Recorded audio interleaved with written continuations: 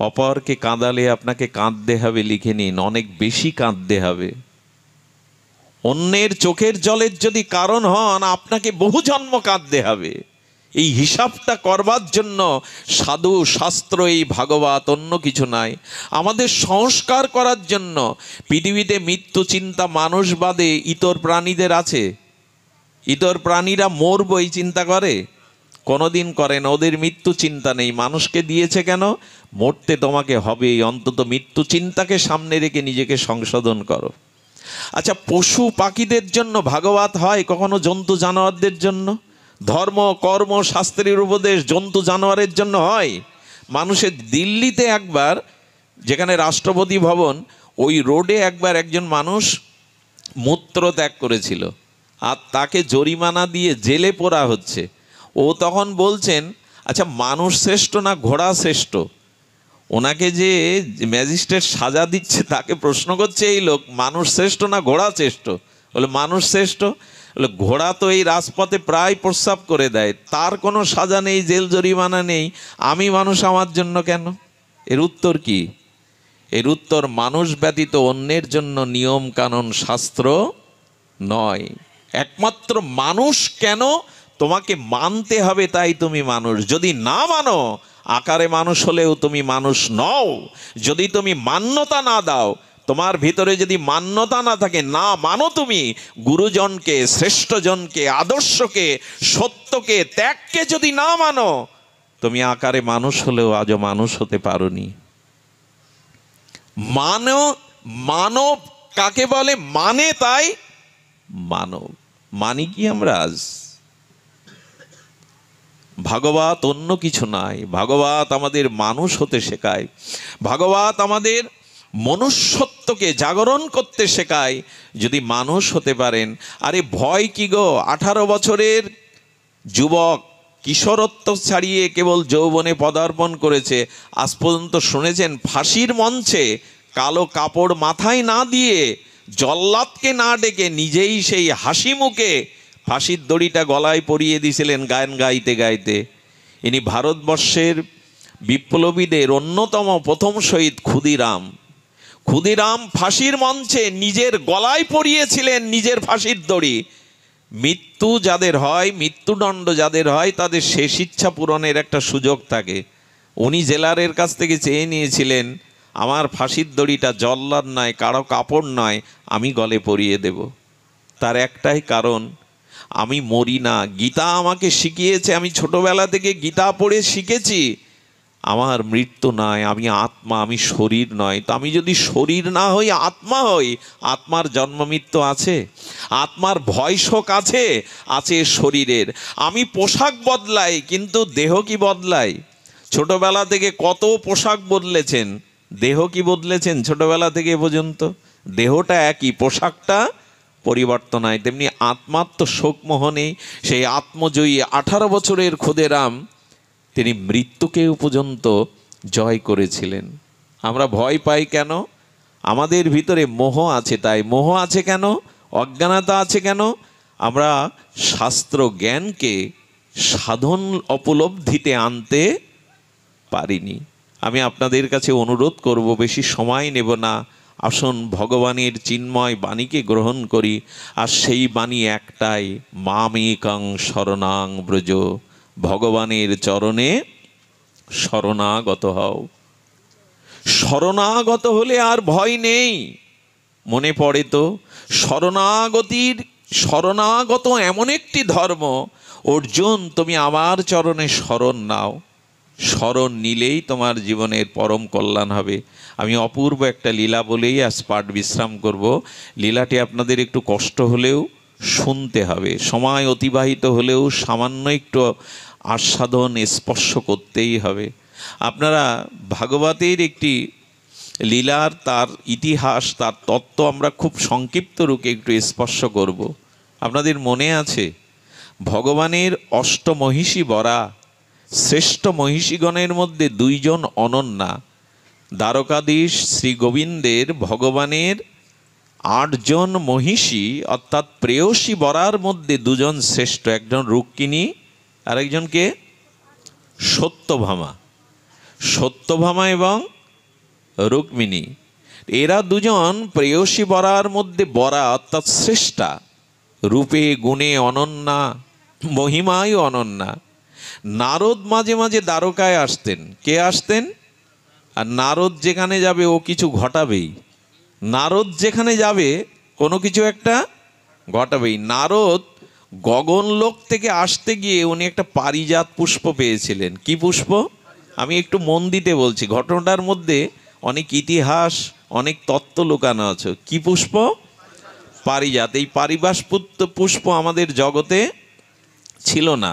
এটা স্বর্গে দেবরাজ ইন্দ্রের সহধর্মিণী শচীর আঙিনায়, মানে শচীর বাতায়নের পাশে দেবরাজ ইন্দ্র এই পারিজাত পুষ্পটা, বৃক্ষটা ছিল, এটা জগতে ছিল না। তো দেবর্ষিপাদ নারদ কোনো ক্রমে একটা পারিজাত পুষ্প গগনমণ্ডল থেকে নেমে আসায় তার হাতে এটি পেয়ে যায়। আর নারদ তো লীলাময়, লীলা করতেই তার সর্বদা অভিরুচি। উনি দ্বারকাধীশ গোবিন্দের হাতে এনে এটা দিয়ে দিলেন। আর গোবিন্দের পাশে তখন দাঁড়িয়েছিল রুক্মিণী। কে দাঁড়িয়েছিল? রুক্মিণী। রুক্মিণী পারিজাত পুষ্পের সৌন্দর্য দেখে আর নারদ আরও একটু বাড়িয়ে দিল। কেশব, দ্বারকাধীশ ভগবান, হে বাসুদেব, এই স্বর্গের পারিজাত পুষ্পের এমন মহিমা, কোনো রমণী যদি এটা খোপায় দেয় তার যে রূপ তা 1000 গুণ বেড়ে যাবে। তার রূপ 1000 গুণ বেড়ে যাবে। এটা স্বর্গীয় পারিজাত পুষ্প আছে। এ কথা যদি কোনো মায়েরা শোনে, ফুল নিতে আর দেরি করবে? কে আছে সত্যভামা অমুক তমুক, দেরি না করে গোবিন্দকে বলছে তাড়াতাড়ি খোপায় পরিয়ে দাও। রুক্মিণীর খোপাতে যেই গুজে দিয়েছেন, নারদ বলছে এই লীলাই তো দেখতে চেয়েছিলাম, দুজন তোমার, আর একজন কি বলে ওইটা দেখার অপেক্ষায়। যেই ওর রূপের জৌলুস দিব্যভাবে বেড়ে গেছে। অনন্য সুন্দরী তো ছিলেন রুক্মিণী সাক্ষাৎ লক্ষ্মী দেবী, আর তার রূপের জ্যোতিচ্ছটায় আলোকিত হয়ে আছে। গোবিন্দ তখন মনে মনে একটু ভয়ও পাচ্ছেন, আর একজনকে কি দেব। লীলাটি একটু মন দিয়ে শুনুন। দূরে দাঁড়িয়ে সত্যভামা এই দৃশ্য দেখে কোপ ঘরে চলে গেছে। কোপ মানে ক্রোধ ঘরে। আগেকার দিনে, আমিও বলি, এখন তো অনেক রুম করেন আপনারা না, যারা একটু বড় ঘর করে, কি রুম বলে শ্যামল বাবা? অতিথিদের জন্য একটা রুম, বেডরুম, এইসব বলে না, অমুক রুম, ডাইনিং রুম, অমুক তমুক। তো তখনকার দিনে ক্রোধের একটা রুম ছিল, রাগের একটা রুম। রাগ হলে ওই রুমে গিয়ে বসতে হবে। মাঝে মাঝে এটা করবেন তো ঘরের এক জায়গায়, যার রাগ হবে হাঁড়ি পাতিল না ভেঙে, গালাগালি না দিয়ে ওই জায়গায় গিয়ে বসবেন। এটা বলে ক্রোধ ঘর, কোপ ঘর। তো সত্যভামা ক্রোধ ঘরে গিয়ে মুখ বেঁকিয়ে বসেছে। গোবিন্দ আর কি করবে, মান প্রসাদনের জন্য বললেন সত্যভামা, বললেন আর আমাকে ডাকবেন না। হ্যাঁ, ফুল আপনি রুক্মিণীর খোপাতেই গুজে দিলেন, আর একজন যে কেউ আছে আপনার প্রেয়সী, এ চিন্তা তো আপনার নাই। এই হলো যন্ত্রণা, এই হলো যন্ত্রণা। গোবিন্দ তখন বলছেন, আচ্ছা এর জন্য এত ভেঙে পড়ছো কেন? রাগ ভাঙানোর জন্য বলে নারদকে আমি পাঠাচ্ছি, ওই ফুল আমি আবার একটি এনে তোমার খোপায়, মিটে গেল। সহজে কি মেটে? কিছু মনে করবেন না, আমি মায়েদের কাছে ক্ষমা চাইছি। কোনো মহিলার সামনে আর এক মহিলার প্রশংসা করতে যাবেন না কেউ, খুব বিপদ থেকে আনবেন। মায়েরা এটা মেনে নিতে পারে না। একজন মায়েদের সামনে আর একজন মায়ের যদি প্রশংসা করে বসেন, সে মেনে নিতে পারবে না। বলছেন হ্যাঁ, ফুল আর একটা দিলেও কি হবে, প্রথম পেলে তো ওই মান যা যাওয়ার তা তো আমার গেছেই, আর একটা পেলেও কি হবে, মান যা যাওয়ার তা তো গেছে। গোবিন্দও বুদ্ধিমান, স্বয়ং ভগবান। বলে এক কাজ করো, তুমি দাবি করো তো কি করে তোমার মান প্রসাদন করতে পারি। বলে পারিজাত বৃক্ষটাই আমার জানলার পাশে এনে তোমাকে রোপণ করতে হবে। গোবিন্দ তখন মনে মনে বললেন সম্ভব, আমি ভগবান, আমার পক্ষে তো অসম্ভব নয়। নারদকে গিয়ে বলছেন, যাও ইন্দ্রকে গিয়ে বলো স্বর্গে আমি পারিজাত বৃক্ষটা চেয়েছি। খুব ধ্যান দিয়ে শুনতে হবে, অপূর্ব একটি তত্ত্ব লুকিয়ে আছে এর মধ্যে, যেটা আপনার জীবন বদলে দিতে পারে, একটা নূতন দিগদর্শন খুলে যেতে পারে আপনার জীবনে। নারদ চাচ্ছিলেন লীলাটা আরও বাড়ুক। যারা ভালো রাইটার হয় তারা সহজে নাটক শেষ করতে চায় না, আরও বাড়ায়, অধ্যায় বাড়ায়। লিখতে লিখতে তো ব্যাসদেব 18,000 শ্লোক লিখে বসলেন ভাগবতে। তো এমনি করে নারদ বলছে যখন লীলা শুরু করেছে আরো বাড়ক, ইন্দ্রকে গিয়ে বলছেন স্বয়ং দ্বারকাধীশ বাসুদেব ভগবান তোমার কাছে এই পারিজাত বৃক্ষ চেয়েছে। তখন ইন্দ্র বলছেন উনি সাক্ষাৎ বিষ্ণু স্বয়ং ভগবান। একবার অহংকারে অভিমানে আমি বুঝতে পেরেছিলাম, ওই যে ইন্দ্রজাগ বন্ধ করে গিরিরাজের পূজা করেছিল, তাতে আমার অভিমান চূর্ণ করে দিয়েছিলেন ভগবান বিষ্ণু। নিয়ে যান আপনি। বলো তবে নিয়ে যেতে গেলে তো আপনি শচীর কাছে যান, আমার সহধর্মিণী সতী শচী, ওনাকে বলে আপনি বৃক্ষটা ওখান থেকে নিয়ে যান। বললেন এত তাড়াতাড়ি লীলা শেষ হবে? এত তাড়াতাড়ি কি শেষ হয়? শচীকে গিয়ে বললেন শচী, একটা কুসুম আমি পেয়েছিলাম পারিজাত পুষ্পে, তাতে রুক্মিণী দেবীর খোপাতে দেওয়াই কি অপরূপ সুন্দরী রূপ ধরেছে আপনার মতো। আর আরেকটি পুষ্প নয়, পুরো পারিজাত বৃক্ষটাকে চেয়ে বসেছেন সত্যভামাজি। এটা গেলে তারও মান যাবে, তারও মান পূর্ণ হবে, সে সুন্দরী হবে, পারিজাত পুষ্পের সৌন্দর্য সে পাবে। ওই যে বললাম মায়েদের সামনে আর এক মায়ের প্রশংসা করতে যাবেন না। শচী তখন বললেন নারদ, প্রভুকে গিয়ে বলো বৃক্ষ আমি দেব না। আরে স্বর্গের দৈব জিনিস ভূমণ্ডলে কেন যাবে? হ্যাঁ, স্বর্গের মহিমা তাহলে কি থাকলো? দেবরাজ ইন্দ্র তো স্বর্গের রাজা, তার মহিমা কি? যা জগতে আছে তা যদি স্বর্গে থাকে। কিরকম কূট বুদ্ধি দিয়ে পেঁচিয়ে দিল। ইন্দ্রকে বলছেন শচী ওটা দেবে না, কারণ স্বর্গের বস্তু পৃথিবীতে যাবে না, তাহলে ইন্দ্রের মহিমা ক্ষুণ্ণ হবে। আমি সতী, আমি স্বামীর মহিমা ক্ষুণ্ণ করতে। ইন্দ্র মনে মনে বলল প্রস্তাবটা তো যথাযথ, গিয়ে বলুন আমি বৃক্ষ দেব না। যারা ভগবানের স্তব করে, একটু আগে যারা বলল, তার বুদ্ধি কোথায় গেল দেখুন, মহিমা ছাড়বে না। কৃষ্ণ বললেন 2 দিন সময় দাও, না দিলে আমি নিজেই যাব। 2 দিন পরে যুদ্ধ বাঁধল। সেই ভয়ানক যুদ্ধে, এত ভয়ানক যুদ্ধে কেউ পরাজিত হচ্ছে না। তখন ঋষি মুনি, এই জগতে অনন্ত অনন্ত অনন্ত ঋষি মুনি আচার্যরা চিন্তা করলে এই যুদ্ধ বেশি দিন থাকলে এক অঘটন ঘটবে। এইখান থেকে আমার বাস্তবতা শুরু হয়। লীলা তো লীলা, কিন্তু এর তত্ত্বটা এবার নিন, দুহাত ভরে নিন, হৃদয় আঁচল পেতে নিন। এই যুদ্ধ দেবতাদের, এই দেবরাজ ইন্দ্র গোবিন্দের যুদ্ধ, এই ভয়ানক যুদ্ধে ঋষি মুনিরা এগিয়ে এলো। তারা সমবেত হয়ে কৃষ্ণকে, বাসুদেব ভগবানকে, ইন্দ্রকে বলল আমাদের একটা প্রস্তাব তোমাদের মেনে নিতে হবে, যুদ্ধ বন্ধ করতে হবে, না হলে আমরা অভিশাপ দেব তোমাদের 2 জনকেই। জীবনে ভগবান ও সাধুদের মেনেছেন, সাধকদের মেনেছেন, ঋষিমুনিদের মেনেছেন, এদের অপেক্ষা করবেন না। ভগবান ঋষিমুনিদের চরণও ধুয়ে দিয়েছেন। বশিষ্ঠদেবের চরণ তো রামচন্দ্র নিজে ধুয়েছেন। বিশ্বামিত্রের আগে চলতেন না, বিশ্বামিত্রকে রঘুপতি রাম ও রাঘবেন্দ্র তিনিও তাকে গুরু বলে সম্মান করতেন। আমরাই শুধু গুরুজনদের আজকে সম্মান করি না। ভগবান এবং ইন্দ্র আসলেন, এসে দেবতা সমস্ত ঋষি মুনি আচার্য বললেন আপনাদের এই যুদ্ধ জগৎ এবং সমস্ত দেবলোকের ক্ষতি করবে, এই যুদ্ধ বন্ধ করতে হবে, তবে এই যুদ্ধ চলবে, তবে আর আপনাদের মধ্যে না, এই যুদ্ধ চলবে এই জগতের মানুষের মধ্যে। আর সেই যুদ্ধে কোনো অস্ত্র শস্ত্র ব্যবহার হবে না। আগেই বলেছি, খুব মার্মিক বিষয়, কেন জানি না, শুনলে পরমানন্দ আপনার হৃদয়কে স্পর্শ করবে। এই যুদ্ধে কোনো অস্ত্র শস্ত্র হবে না, এই যুদ্ধ হবে জগতের মানুষের মধ্যে। ইন্দ্র, মানুষের মধ্যে অস্ত্র শস্ত্র ব্যতীত এই যুদ্ধে তুমি মানুষের শরীরের কি চাও আর গোবিন্দ কি চায় আমাদের বলো। এই যুদ্ধ মানুষের মধ্যে ছড়িয়ে যাক, দেবলোকে এটা হওয়া উচিত নয়। দেবতা ভগবানের মধ্যে যুদ্ধ হওয়া শোভনীয় নয়। দেবরাজ ইন্দ্র আগ বাড়িয়ে কি বলল জানেন? আমি মানুষের 10 ইন্দ্রিয়কে আমি আশ্রয় করব। আমাদের কটা ইন্দ্রিয়? 5 জ্ঞানেন্দ্রিয়, 5 কর্মেন্দ্রিয়। আচ্ছা, ইন্দ্র বলে কেন?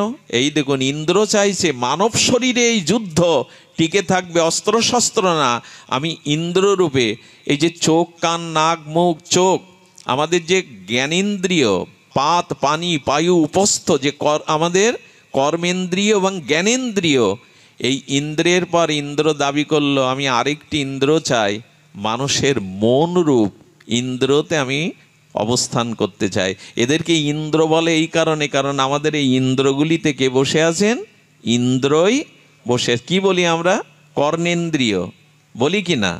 মনও ইন্দ্রিয়ের মধ্যে পড়ে। ইন্দ্রিয়ের রাজা মন, মনও ইন্দ্রিয়। আর বললেন আমার পুরোহিত হবে শুক্রাচার্য, আমার দিগদর্শন করবে চন্দ্র। ভালো করে শুনুন, এই লীলা লীলা নয়, এটা আমাদের জীবন দর্শন। ইন্দ্র কোথায় দখল করলো? আমাদের মন এবং 10 ইন্দ্রিয়। গোবিন্দকে ঋষিরা বললেন তাহলে আপনি মানব শরীরে কোথায় অবস্থান করবেন, কি নেবেন? গোবিন্দ তখন একগাল হেসে বললেন আমি মানুষের আত্মা রূপে তার হৃদয়ে অবস্থান করব। এইখানেই হলো রহস্য। আমি বারবার বলছি, আমার ভিতরে শিহরণ হচ্ছে। আমি জানি না আপনাদের অন্তরে পৌঁছে দেওয়ার আমার যোগ্যতা নেই, সাধনা নেই, তপস্যা নেই, জ্ঞান নেই। তবু জেনে নেন এই যুদ্ধ আজও থামিনি। আসলে এই পারিজাত পুষ্পটাই আমাদের শরীর। মানুষ নিজের শরীরকে ভালোবাসে কিনা? পৃথিবীর সব থেকে মানুষের কাছে প্রিয় তার নিজের শরীর। এটা পারিজাত পুষ্প। আর এই পুষ্প যুদ্ধ এখনো থামেনি। সেটা হলো আমাদের ইন্দ্রিয়ের সাথে আমাদের আত্মার একটা যুদ্ধ চলছে। ইন্দ্র বলছে কামনার পথে যাও, ভোগের পথে যাও।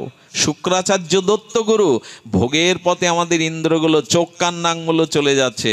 আর আত্মা কি বলছেন? ইন্দ্রের পথে যেও না, ওখানে পতন আছে, ওখানে ধ্বংস আছে। তুমি আত্মাতে যুক্ত হও, আত্মস্থ হও, তাহলে এই জন্ম মৃত্যু জরা ব্যাধি থেকে, দুঃখ শোক ভয় হতে তুমি চিরদিন নিষ্কৃতি পাবে। আমরা আত্মাতে যুক্ত না ইন্দ্রিয়ে যুক্ত। এখন প্রশ্ন করুন তো নিজের কাছে, এখনো চোখের দৃষ্টি শুদ্ধ হয়েছে আমাদের? আমাদের কান কি পরনিন্দা, অন্যের নিন্দা শোনার জন্য আজও জ্বালা ধরে, কষ্ট হয়? আমাদের ইন্দ্রগুলো বহির্মুখ, ভোগের দিকে ছুটেছে। কারণ ইন্দ্র চাইছে পারিজাত পুষ্প গোবিন্দকে দেবে না, আর গোবিন্দ চাইছে পারিজাত পুষ্প আমার হোক। অর্থাৎ তুমি আত্মার সাথে যুক্ত হও, ভগবানের সাথে যুক্ত হও, এই ইন্দ্র থাকবে না। তবে ইন্দ্রকেও গোবিন্দ বলেছিলেন তোমার ওই ইন্দ্রিয় মরবে না। আমরা মারা গেলে আমাদের দেহ পঞ্চত্ব মিশে যায়, আবার ওই পঞ্চত্ব নিয়ে পুনরায় দেহ পায়, আবার ইন্দ্রিয় পায়, আবার যুদ্ধ শুরু হয়, এর শেষ নেই। তাই গোবিন্দ বললেন আত্মারূপে আমি তোমার মধ্যে আছি, অবলম্বন যদি করতে হয়, আশ্রয় যদি করতে হয়, আমাকে আশ্রয় করো। আমরা প্রত্যেকেই ইন্দ্রিয়ের দাস, কামনার দাস, মায়ার দাস। এই জন্য আমাদের জীবনের এই পরিণতি। এর থেকে উদ্ধারের একমাত্র উপায় মহৎ কৃপা, সাধু কৃপা।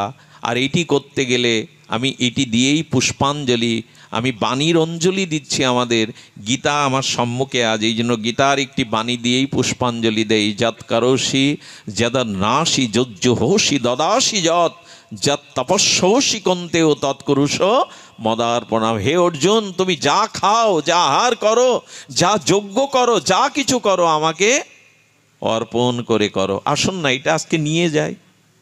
তুমি যা কিছু করো, আহার করো, যজ্ঞ করো, হোম করো, যা কিছু করো, আমাকে অর্পণ করো। আমাকে অর্পণ করলে তুমি আর কর্মের ভাগী, ইন্দ্রিয়ের ভাগী হবে না, আমাকে পাবে। একবার ঠাকুর নরোত্তম ঠাকুরকে ডেকেছেন। কাকে ডেকেছেন? ঠাকুর নরোত্তমকে ডেকেছেন। আমাদের এই খেতুরের, রাজশাহীর খেতুরের সেই প্রেম অবতার, আমাদের নিত্যানন্দ আবেশমূর্তি প্রেম ভক্তির মহারাজ ছিল নরোত্তমকে এক ধনী ডেকেছে। সেই সময় 20,000 স্বর্ণমুদ্রা দিয়ে মন্দির তৈরি করেছে, আর সেখানে বিগ্রহ বসিয়েছে ভগবানকে সাড়ম্বর করে, লাইট প্যান্ডেল করে, উচ্ছ্বাসে যখন কীর্তন করতে ডেকেছে ঠাকুর নরোত্তমকে, মৃদঙ্গ খোল করতাল সাধু সঙ্গে এই প্রেমিক, এই মহাপ্রেম ভক্তির মহারাজ, তিনি মন্দিরে গিয়ে কীর্তন করতে পারছেন না। মন্দিরের ঢোকার সাথে সাথে ওনার কীর্তন বন্ধ হয়ে যাচ্ছে, খোল করতাল আর বাজাতে পারছেন না। অনেকক্ষণ চেষ্টার পরে রাস্তায় ধুলাতে এসে কীর্তন শুরু করলেন। আচ্ছা, এটা জমিদারের অপমান কিনা? আহ্বান করা হয়েছে কিন্তু ঠাকুর নরোত্তম মন্দিরে কীর্তন করছেন না। বাইরে এসে গড়াগড়ি সেই প্রেম, সেই অশ্রু, সেই দিব্য উন্মাদ ভাব মহাপ্রভুর, কীর্তনে গড়াগড়ি যাচ্ছেন, প্রেম বন্যা বয়ে যাচ্ছে। জমিদার ধনী এসে বললেন, 20,000 স্বর্ণমুদ্রা দিয়ে যে মন্দির করা, যেখানে এত সুন্দর বিগ্রহ তৈরি করা, সেখানে কীর্তন না করে রাস্তায় কীর্তন করে আমাকে কেন অপমান করছেন? আমার মন্দির ভালো না, আমার বিগ্রহ ভালো না। ঠাকুর নরোত্তম তখন হেসে উঠেছেন। আবার বলুন কি বললেন? বলে, আমার মন্দির ভালো না, 20,000 স্বর্ণমুদ্রা দিয়ে তৈরি। এই দেখুন, সমর্পণ হয়নি। যা কিছু করো আমাকে অর্পণ করো। উনি কি বলছেন? আমার 20,000 স্বর্ণমুদ্রার মন্দির, আমার দেওয়া বিগ্রহ আপনাদের পছন্দ হয়নি, রাস্তার ধুলায় কীর্তন করতে আপনাদের মন চাইছে। নরোত্তম ঠাকুর বললেন, মন্দিরে ঢুকে দেখলাম এখানে ভগবান নাই, সিংহাসনে ভগবান নাই, দেখলাম রাস্তার ধুলিতে ভগবান আছে। তাই তো যেখানে ভগবান ওখানে কীর্তন করতে গেছি। আরে তুমি দেখতে পাচ্ছ না এই মন্দিরে আসনে এখানে আমি বসিয়েছি ভগবানকে, এই মূর্তি এত টাকা দিয়ে বসিয়েছি। বলেন, ওই জন্য তো বলছি আপনার সিংহাসনে আপনার অহংকার আমিত্ব বসে আছে, ওখানে ভগবান নাই। আপনার মন্দিরে আমিত্ব বসে আছে, ওখানে ভগবান নাই। দয়া করে কোনো কাজে বলবেন না আমি করেছি, আমার দ্বারাই হচ্ছে। আপনার দ্বারা কিছু হয় না। আত্মা চলে গেলে এ দেহে অন্য কোনো ক্রিয়ার হয় না, কর্ম হয় না। আত্মা আছে তাই আপনার অস্তিত্ব আছে, আপনি কিছু করতে পারছেন। তাই বললেন ওখানে আপনার অভিমান বসানো আছে, ওখানে ভগবান নাই। রাস্তা ধুলিতে আকাশে বাতাসে ভগবান আছে, তাই আমরা সেখানে কীর্তন করছি। এই জন্য গীতার এই বাণী নিয়ে যান, কর্তৃত্ব অভিমান যেন না থাকে, আমিত্ব যেন না থাকে, আমি করেছি, আমার দ্বারা হয়েছে, এইটুকু আপনাদের কাছে নিবেদন করব। ভগবানকে সঁপে দিন, ভগবানকে সমর্পণ করে দিন। যো যাকো শরণ লিয়ে সো রাখো তাকো লাজ, উল্টা জলে মছলি চলে বহি যায় গজরাজ। সেই স্রোতস্বিনী পাহাড়ি পার্বত্য সংকুল নদীতে প্রবল স্রোতধারায়, বন্যার স্রোতধারায় হাতি এপার থেকে ওপারে যেতে পারে না, হাতি ভেসে যায়। কিন্তু ছোট ছোট মাছগুলো একই নদীতে আনন্দে দল বেঁধে গান গাইতে গাইতে সাঁতার কাটতে কাটতে উজানে উল্টের দিকে যায়। হাতি বিস্ময়কর চোখে বললেন, আমার মতো বলবান প্রাণী নদীর স্রোত ভেদ করে আমি ওপারে উঠতে পারছি না, আর ছোট ছোট মাছগুলো উজানে সাঁতার কেটে আনন্দে যাচ্ছে কি করে? মাছের ব্যাখ্যা কি? মাছ বলছে, হাতি আমার জলেই জন্ম, জলেই আমার স্থিতি। আমি জলকে বলেছিলাম, জল তুমি আমার আশ্রয়, তোমায় ছাড়া আমি বাঁচবো না। আমাকে সোনার থালে পদ্মের মধ্যে রাখলেও বাঁচবো না। জল তুমি আমার আশ্রয়, তুমি আমার জীবন। তাই জল বলছে মাছ আমার আশ্রয় নিয়েছে, মাছ আমাতে অবস্থান করছে, তাই মাছকে না ভাসিয়ে আমি মাছকে বুকের মধ্যে টেনে রাখি। কিন্তু হাতি তুমি জলের শরণ নাওনি, তুমি তোমার স্বতন্ত্র শক্তি প্রয়োগ করতে গেছো জলে, তাই জলেরও একটা শক্তি আছে, জলও তোমাকে ভাসিয়ে নিয়ে যাচ্ছে, তুমি তো শরণাগতি নাওনি। তো ভগবৎ চরণে যদি কেউ শরণ নেয়, শরণাগত ভক্তকে ভগবান চিরদিনই রক্ষা করেন। আমার সব শেষ অঞ্জলি এই, আসুন আমিত্ব ত্যাগ করে, কর্তৃত্ব অভিমান ত্যাগ করে আমরা ভগবানকে বলি, তোমার চরণে আমার ইহকাল পরকাল যথা সর্বস্ব আমি সমর্পণ করলাম। এই সমর্পণই হলো গীতার শিক্ষা, এই সমর্পণই হলো শোক মোহ ভয় দূর করবার একমাত্র উপায়। ধন্যবাদ দেই মকসেদপুরবাসীদেরকে, তারা বারবার এই অনুষ্ঠানের জন্য, কার্তিক বাবা শ্যামল বাবা যারা আছে বারবার বলেছেন। আমার সৌভাগ্য হয়েছে আজকে সারাদিন থেমে থেমে বৃষ্টিও হয়েছে, ঝড়ও হয়েছে। জানি না ইন্দ্রদেবের কথা বললাম